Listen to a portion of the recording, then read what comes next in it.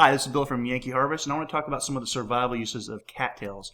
Now, cattails can be found virtually anywhere in the wilderness where there's a water source, along streams, rivers, lakes, ponds. I grew up around them. I'm sure you've seen them, and I'm going to talk about how you can use them to survive.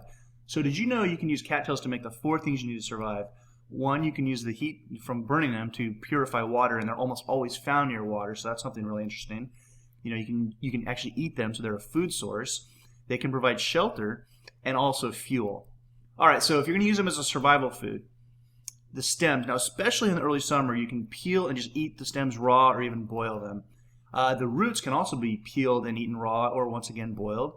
And the flower heads, you can actually roast them just like corn and eat those.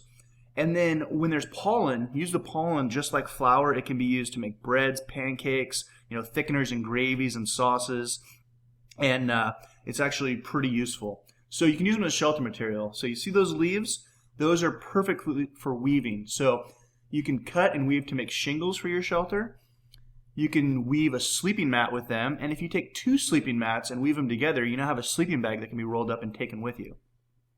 It actually has medicinal uses. So you can treat burns, scrapes, and insect bites by opening the root and kind of bruising the exposed portion and then securing that over the injured area. Also, it kind of acts as an antiseptic, so you can treat small wounds and toothaches. The lower stem produces kind of a honey, amber-like substance that has antiseptic properties, and you can rub that on your wounds. You can use it as cordage. So obviously you peel strips from the leaves, you dry those, and use them to braid cordage. You can use those to secure things. I've even heard people using them as fishing line.